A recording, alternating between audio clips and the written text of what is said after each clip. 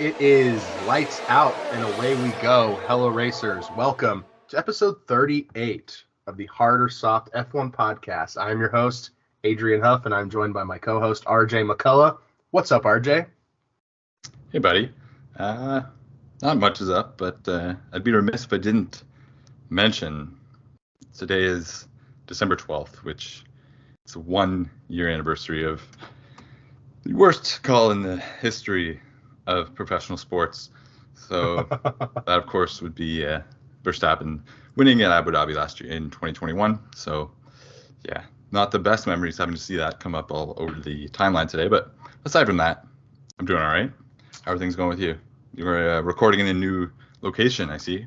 Yes, coming to you live from the closet. I am inside of the closet, literally. Yeah, I've sort of turned our office closet into like my recording booth. The sound is a little bit better in here. I've been doing some like recordings. It's been sounding really nice. I'm testing this current mic. I also have a cough drop in my mouth right now, so I do apologize if I sound weird, but I have my snowball hanging from this top shelf. It is just out of frame, so hopefully the audio sounds nice and crisp because I screwed up last week. We're coming for redemption this week, so yeah, it's been nice. All right. Well, hopefully everything works out in there. Speaking of new looks, Inside the closet. Inside the closet, yeah. Have you seen Valtteri Bottas's new look?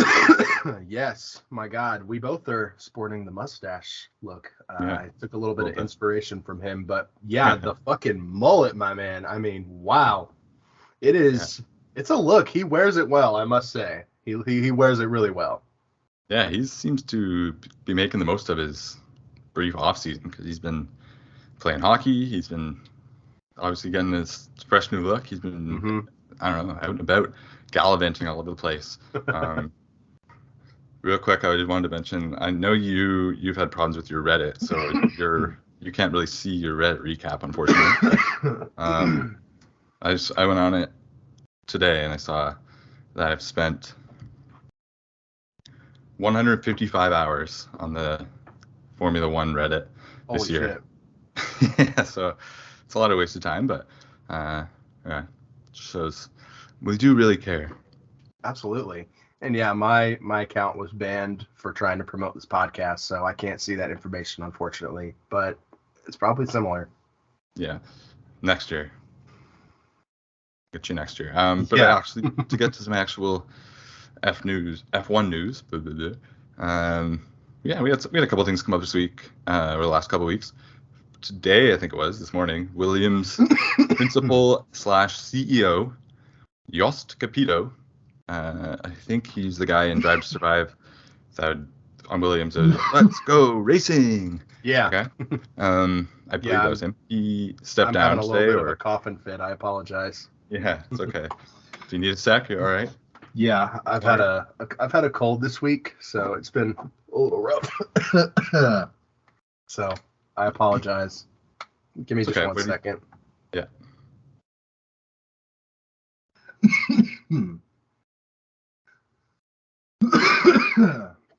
Okay, we're good.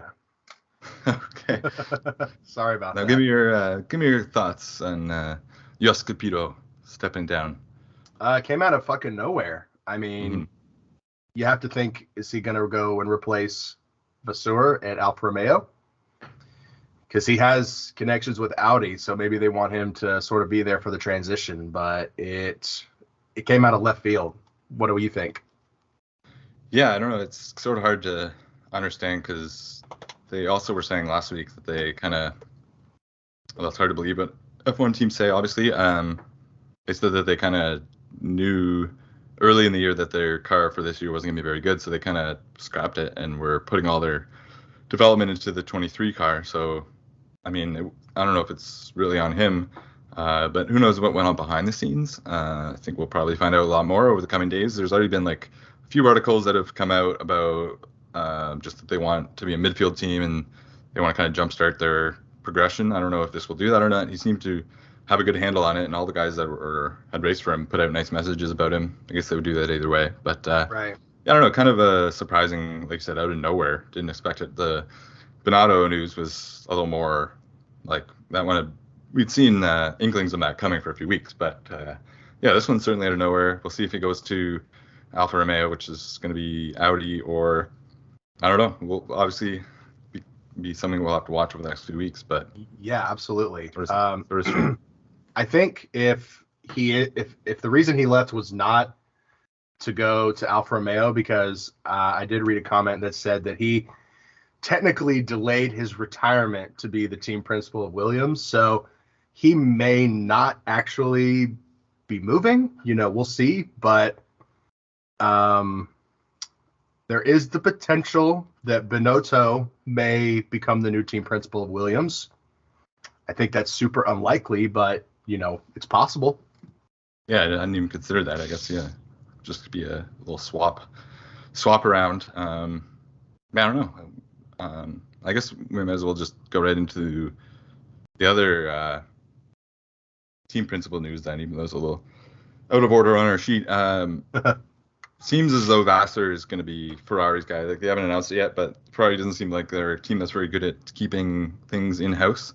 No. There's a couple Italian journalists that reported earlier today that they signed like a pre-agreement with Vasseur at the end of the summer, which the timeline for that is very strange because I don't know, maybe they were out of it by then, but obviously Ferrari had had a lot of issues all year, but yeah, it seems sort of strange on the timeline of that. There's also an article about Leclerc saying that he would back Vasseur because he's like got the experience and level-headed and stuff like that. So I don't know. All signs seem to be pointing to Vasseur being the new Ferrari guy. But what do you think of those? I don't know, like tidbits that have come out.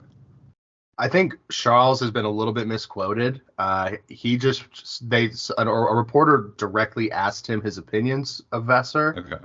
And he pretty much was just like, I've enjoyed the time that I spent working with him. He didn't really fully comment on him potentially being his new team principal. He was very political about it, I guess you could say. So yeah. They definitely have not confirmed it, like you said, but all signs are definitely pointing to it. And if I'm going to be honest, I know I kind of joked about Ross Brawn last week, that being my favorite pick, which he still is, but realistically, I don't hate this choice if I'm being totally honest. So I'm kind of excited. Yeah, no, I don't hate it either. Seems like it's I don't know, Ferrari changes team principals so often. It seems a little bit like conservative of a move, but maybe that's sort of what they need, is just to calm things down. But yeah, on the topic of Binotto being fired from Ferrari, basically, he was asked. So they asked Christian Horner and Toto Wolff kind of their thoughts on it. And Toto Wolff was asked if he thinks, like, if he would hire Binotto to to Mercedes, and basically said, like, straight up just shut it down, saying there's too much history between them. And then I'm just trying to find the exact quote so I don't misquote him. Should be in here somewhere. All right, basically said there's too much broken porcelain between us, which I guess, but I was just trying to understand more of the context. That makes sense, honestly. But he said something about, like, over the last 2 years. I don't really know, like, don't seem to have had too much drama with Ferrari over the last few years. But he said it was no secret that he and Binotto had our moments in recent years. Blah blah. But yeah, I can't find the exact quote. But anyways, just in general, it seems like Toto doesn't want him. And then Christian Horner also said that he wasn't surprised by it, but his is more of a comment about Ferrari and how they change team principals so often. Throwing shade like usual. So yeah, Christian always throws a little jab when he can. But yeah, I don't know. I was a little bit surprised. Like, wouldn't as a Mercedes fan, I wouldn't necessarily want them to bring on Binotto. I don't really know even where he would fit in. But I don't know. Yeah, I was a little bit surprised, I guess, to hear Toto be so candid on that. What did you make of it? Yeah, I mean, I think it makes sense. I think the team principals, are pretty candid, especially when it comes to their relationships with each other. So And yeah, like you said, Binotto, I don't think he has a place at Mercedes. I mean, I think they're just fine. Yeah, they stumbled a lot this year, but I mean, they don't need him, unfortunately. But I don't know if Binotto would even entertain that idea.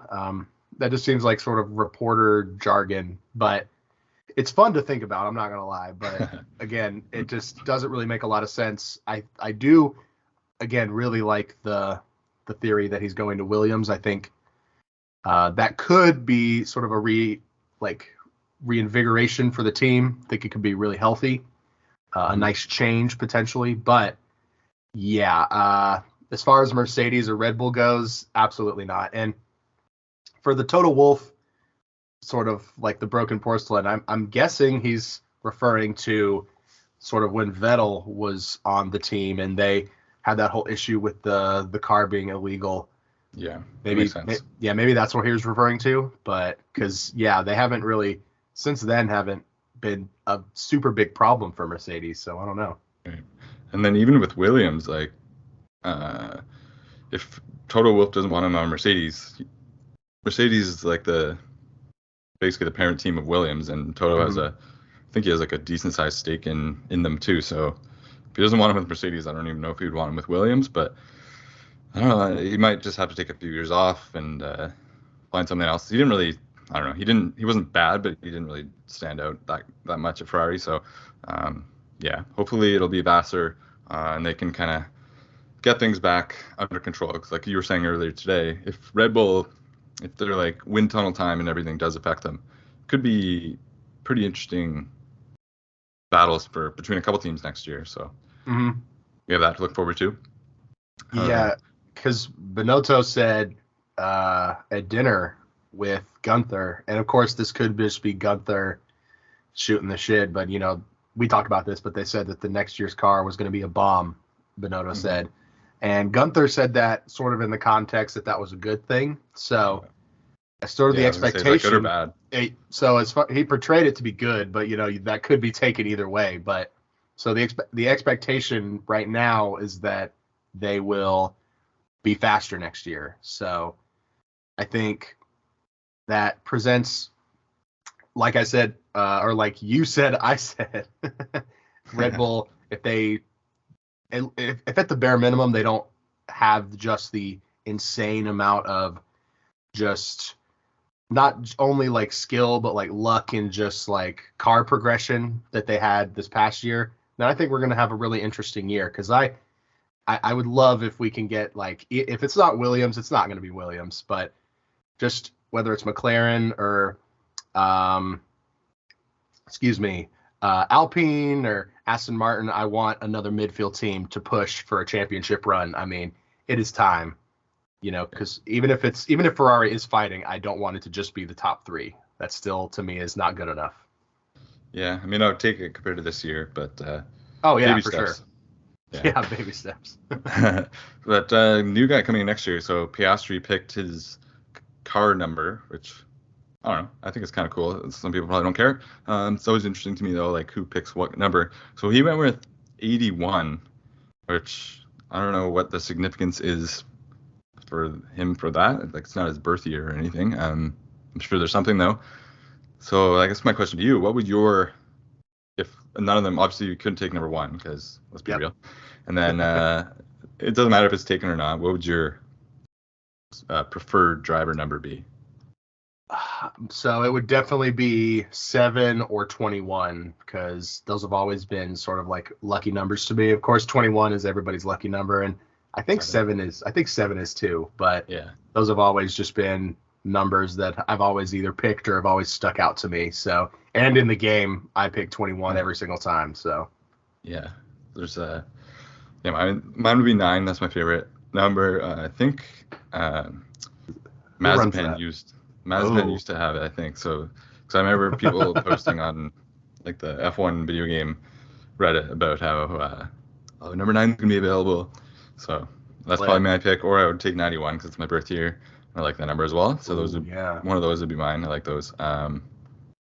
Yeah. What else we got? There's a US F1 Academy potentially coming, which would be kind of cool would maybe give us a chance to go see some academy races and stuff. Some karting. Yeah, I don't know exactly. I think karting needs to be like more prominent in North America because, I mean, we have like go-karts at like arcades and stuff, but as far as like a young person like sport and like real competitive leagues, it just is pretty much non-existent here, especially, or at least in Georgia. In like North America, it's not like a, it's like thought of, I guess, as like a children's thing. There's no like, it would be cool to see just somewhere like people that are really good at karting. I feel like it's only just like a recreational thing. It's almost like bowling, but they put bowling on TV, so. Yeah, right. But yeah, so according to Racer, there's a plan in early stages of development which will see American talent go head-to-head in a championship, similar to what's been planned with the F1 Academy. F1 CEO Stefano Domenicali has indicated that it'll also tie in with the Las Vegas Grand Prix, so they might have like their championship there. Start of a project. We'll have 3 F1 races in the US next year, and this potential an F1 driver and the potential F1 Academy, which I assume will be like junior races and stuff. Which maybe that one in Georgia. I would assume if there's like 10 or more races, I would assume Georgia would get one of them. So that'd be kind of cool. Maybe we can get credentials or something and go to that. That'd be cool. But yeah, what do you think of that? It might lead to. I mean, I guess it would take a little while, but there's probably potential for that to eventually lead to more American F1 drivers in the future, because they can get sort of that like in with the F1 community, because that seems to be kind of the problem for guys like Colton Herta. But yeah, so what do you think about it as the American of the podcast? So I low-key have already decided in my head that whenever when I have children one day, I want to not necessarily like push them to like race, but like I want to share my love of racing. Like I already try to do that with my friends and family, but lots of them don't like it. So I guess in my head I'm like, I can make my children like it. So I love the idea. I think it's amazing potential, and it wants me to make my kid enroll in the future. I want my kid to be in the F1 Academy. Are you fucking kidding? That sounds amazing. But yeah, absolutely. That should happen, and I think it could potentially open up the market for more like kart opportunities, especially for young people in North America. I think because it's so prominent in Europe, I think it needs to make its way over here, sort of like F1 is doing. Right. Yeah, maybe that's Netflix's next venture. They'll start following the little carters around. Cart to survive. Yeah. I was gonna say on that, but so they have extended also another F1, a little bit of F1 news. They've extended Zandvoort to 2025. I don't know, not really my favorite track. I know it's not yours either. How much of this do you think is due to Max being the back-to-back champion?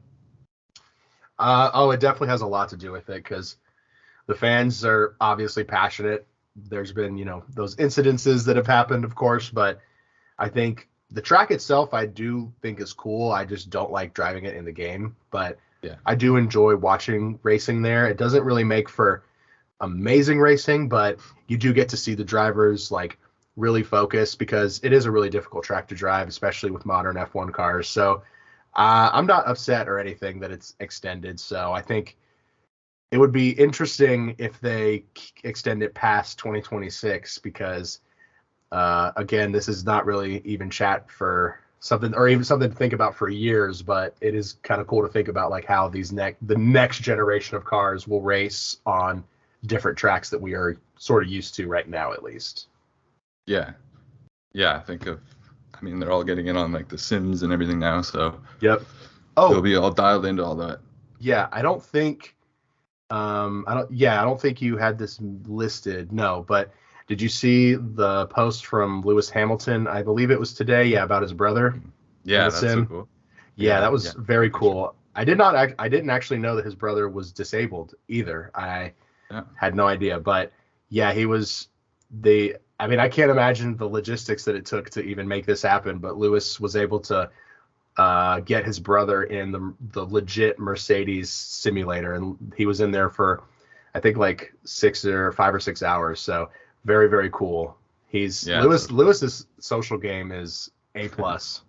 Yeah, it's on point. And he's wearing like Lewis's like a mock of Lewis's race suit, and I didn't know he was disabled either. Like I've seen him like co-hosting like the F1 esports stuff before, and like I had no idea. So I mean, good for him, and that's so cool that Lewis is able to get that done for him. Absolutely. So yeah, I thought it was love seeing stuff like that. Lewis is obviously good like you said, good at social media. Quick little pop quiz question for you on the topic of Lewis. Do you remember what Lewis's second last name is? Oh, I do remember it was on My Next Guest Needs No Introduction, but I can't remember off the top of my head. So yeah, it was his mom's name. They added was like Liebelester. Yeah, it was something. Okay. Yeah, Liebelester. So he's yet to win a race under that name. Oh yeah, because he changed his name. I completely forgot about that. Yeah. Lewis Liebelester wins the Silverstone. Yeah. So that's a good tie. Good. So speaking of Silverstone, there's a new loosely tied in, and there's a new documentary coming out about Bernie Ecclestone. So he's been like, I don't know about the face of F1, but very, very like control F1 for a long, long time.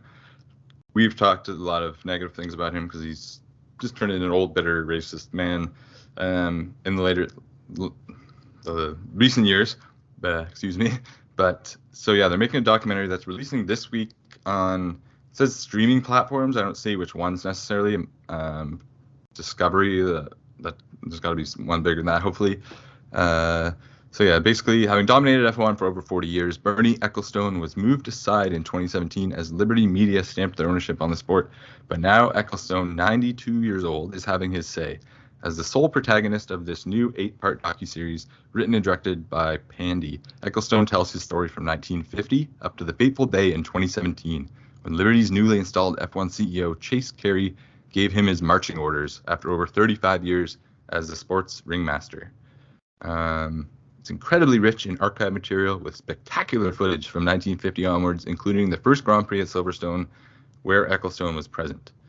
Ecclestone was a man of few words, but here he is front and center and seemingly comfortable telling his narrative. So, yeah, it goes into more detail about it, but sounds like it could be interesting. I mean, the fact that he's like the guy telling the story, I don't think I'm really going to believe much of what he says, but I think the archival footage and all that stuff, like if it's on a streaming platform that I have, I'll probably watch it. 8-part docuseries seems long, but it does. What do you think? This kind of came out of nowhere, but it's called Lucky. So I don't know. What do you think? Do you think it'll just be like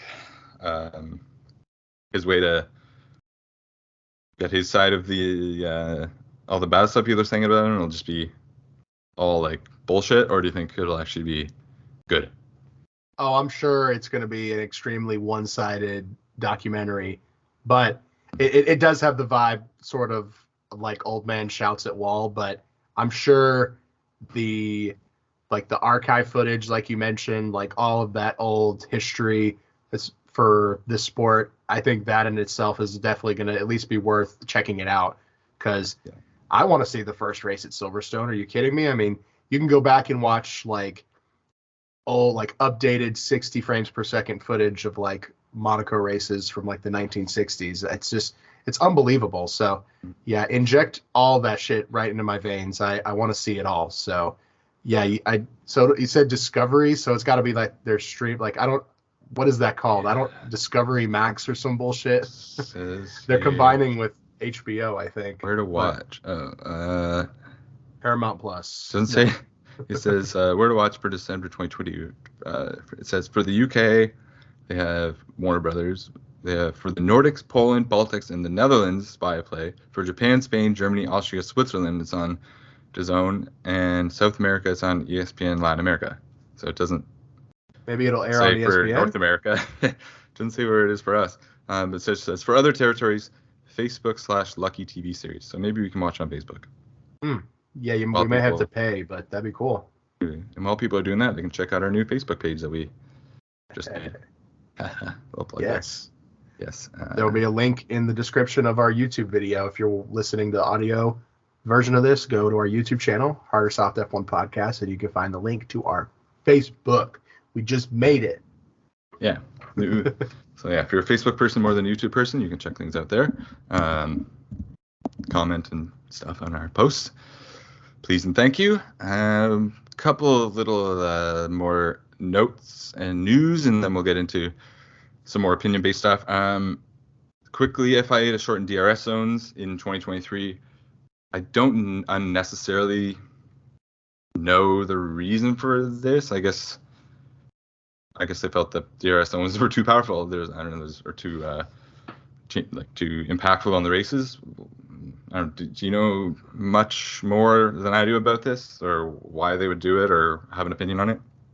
Yeah, I don't know like exactly why, but I kind of understand. It does seem like sort of like to make them less powerful, like you said, because it was a very big contrast to 2021 because we had a lot of overtakes, especially in DRS zones. So I don't know if it necessarily needs to be like they need to go crazy with it, but I mean, yeah, you could absolutely take a look at it. I mean, if anything, it's going to make for more like precision-based racing and more strategic, like strategy-based choices. I'm all for that because, shortening the DRS zones, that'll change people's strategies up.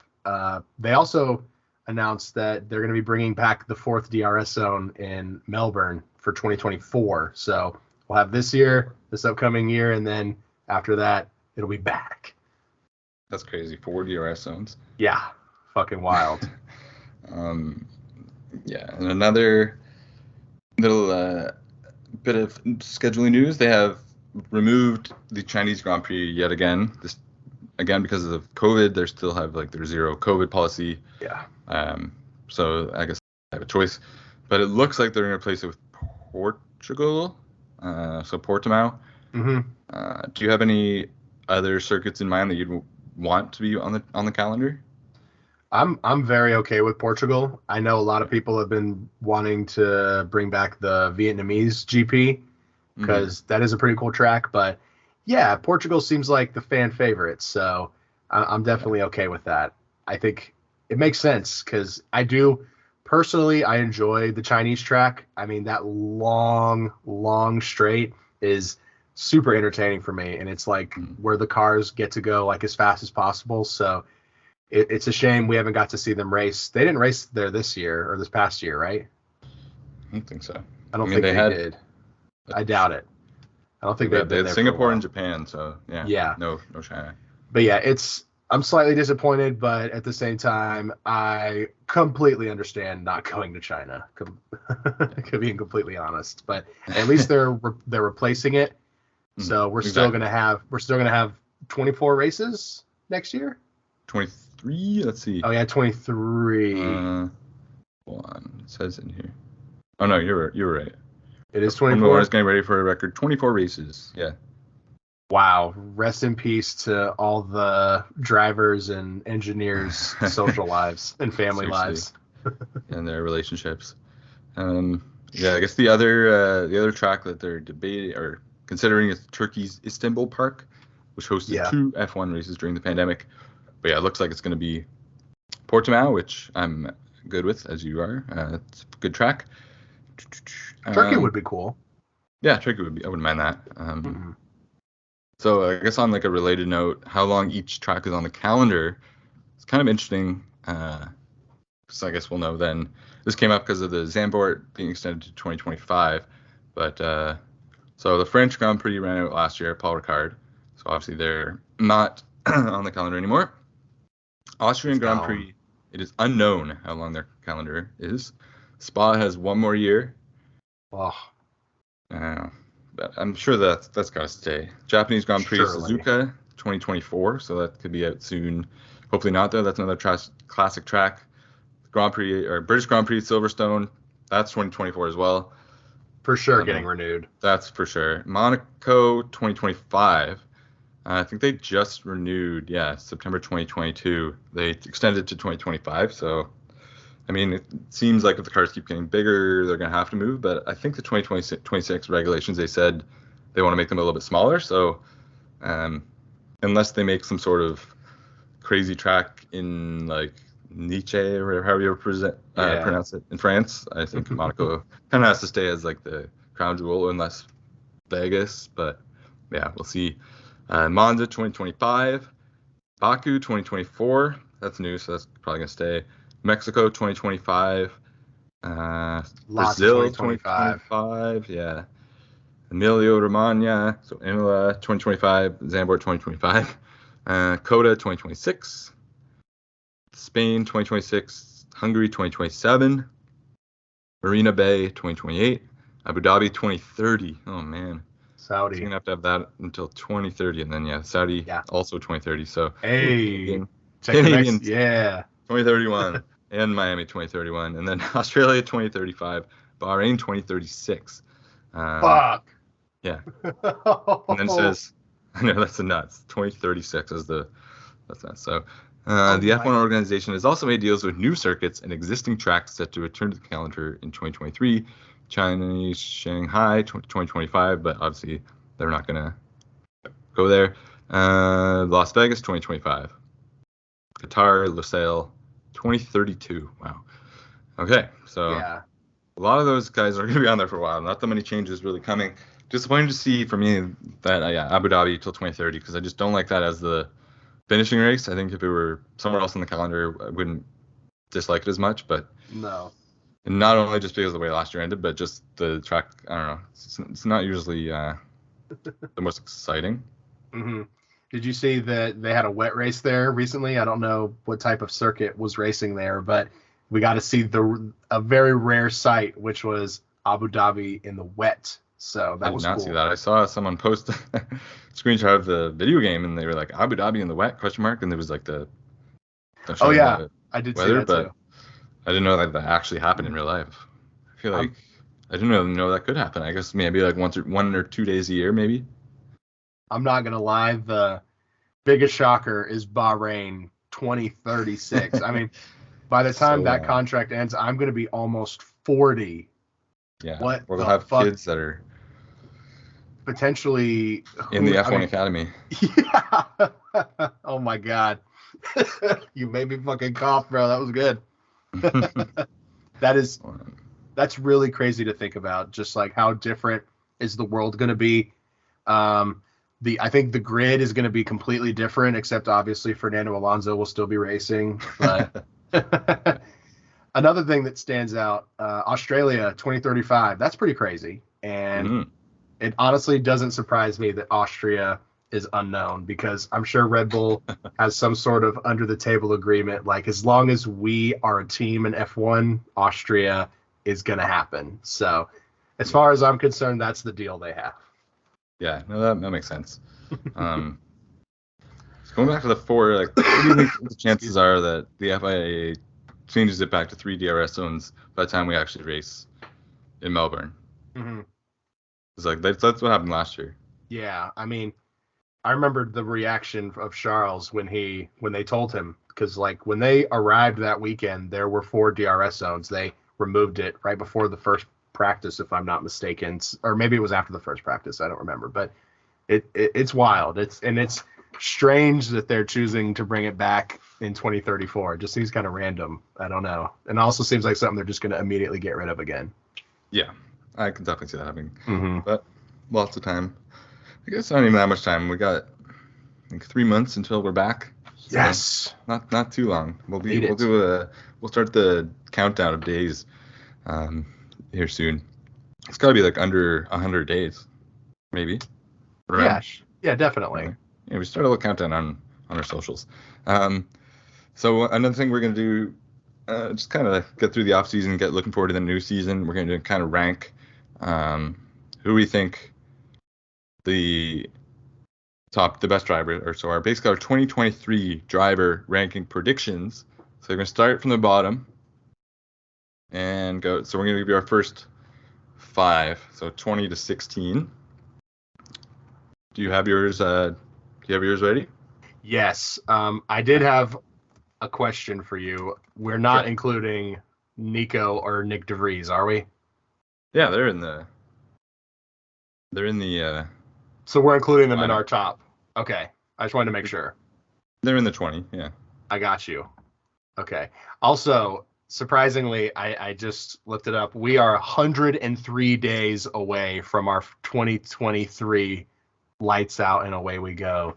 Wow. So that's awesome. So we're probably under 100 till Bahrain testing. Yes, we are. So we're gonna get to see some cars 2023 within 100 days. Ooh. I'm so excited for the livery reveals and all that. Oh, me too. So much to look forward to.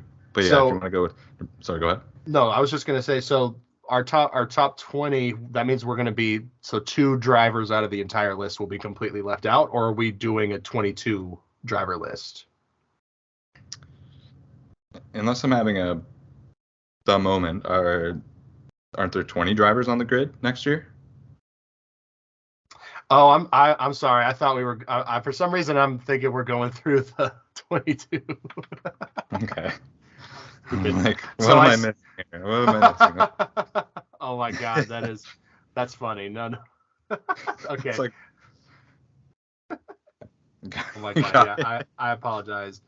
Okay. I'm a fucking we're going idiot. from number 20, who we think will be the least successful driver next year. We'll go just 2019, 18, 17, 16. We'll do that over the course of the next few weeks.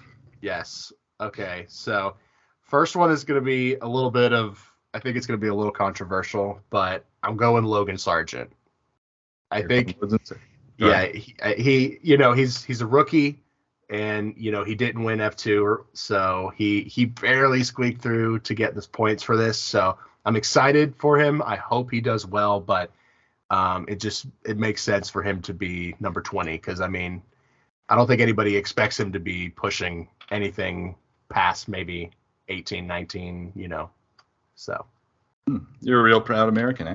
Yeah, I'm sorry. It's okay. If Latifi was in here, I would have had him 20. So yeah. Sometimes you got to look past your flag. I know. And you have Logan Sargent 20. I have Logan Sargent 20. Oh shit. So we are in agreement on something that all he can do is prove us wrong or impress us. We have very low bar next year for Logan Sargent.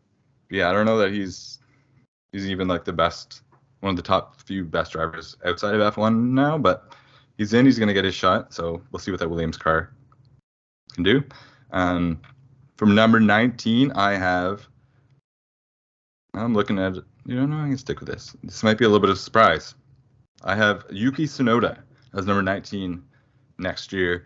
I think it's probably going to be his last year in F1, unfortunately. I love the little guy, but I don't. I love the little guy. So, go ahead.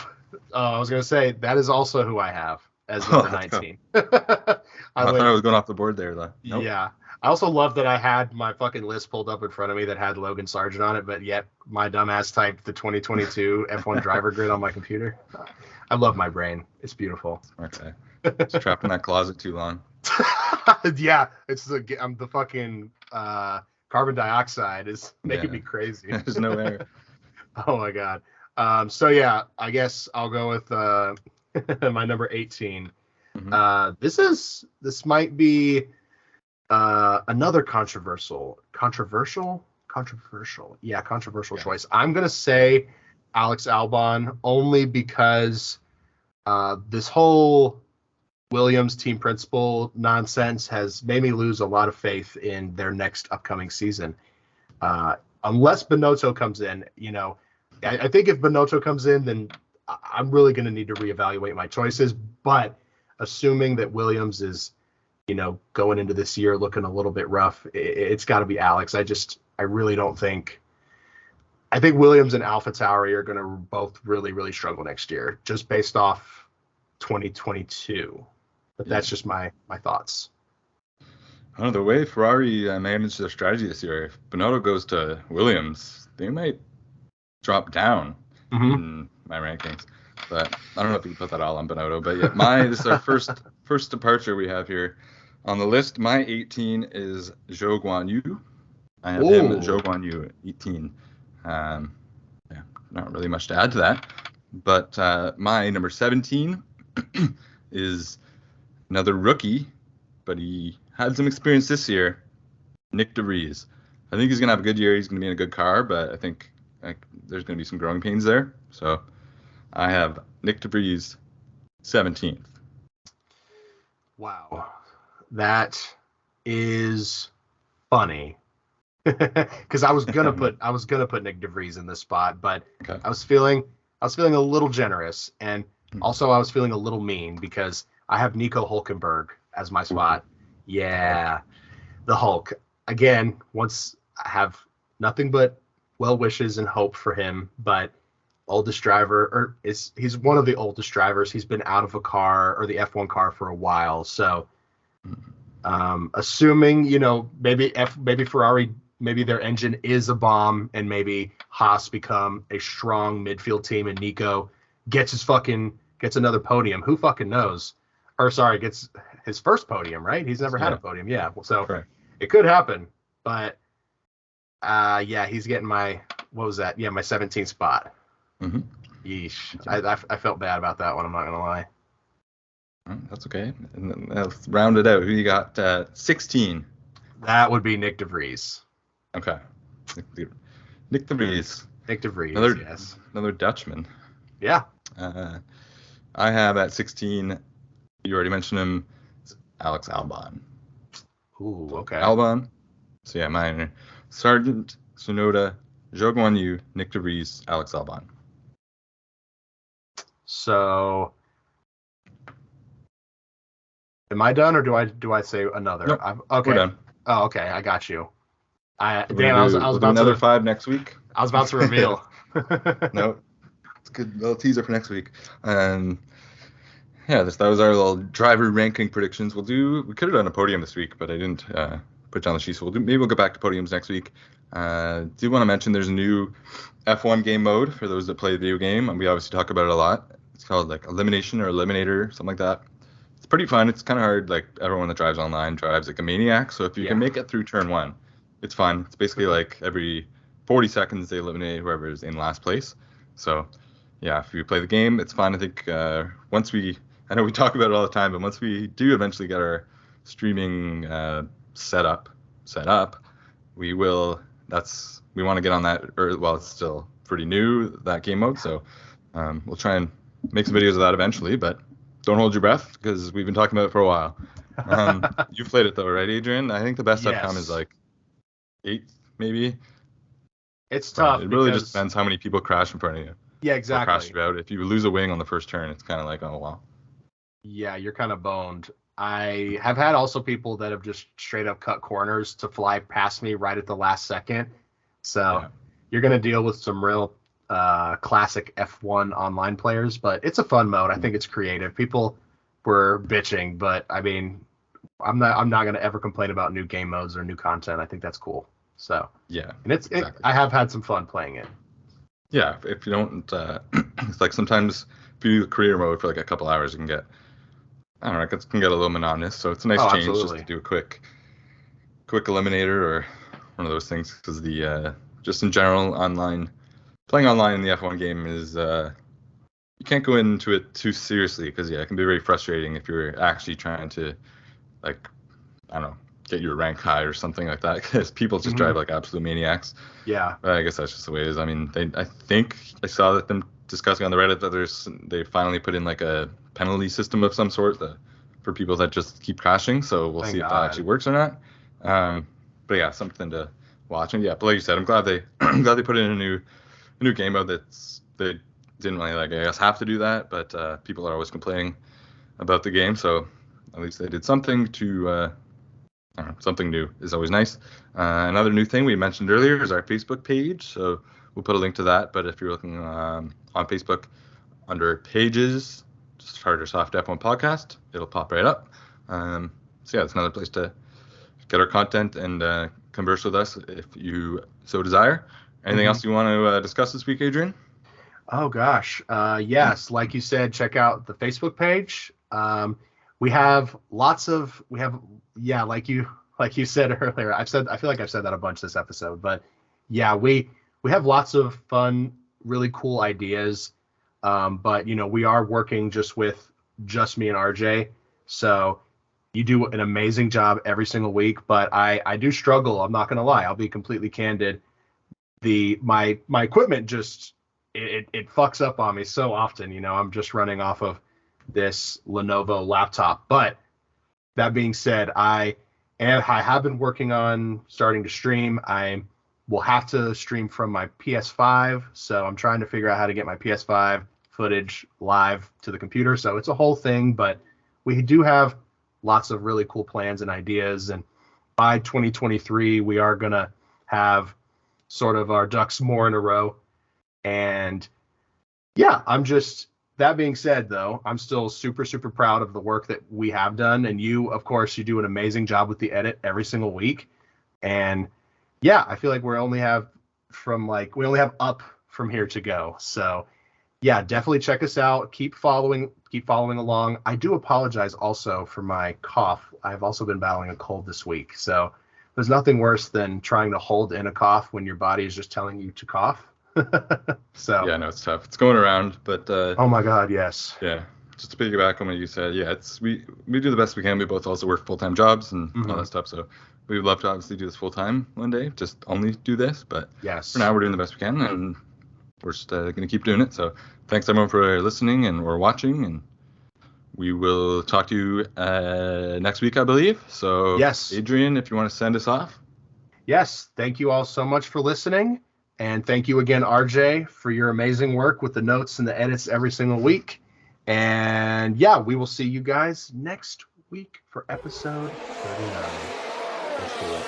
See you guys.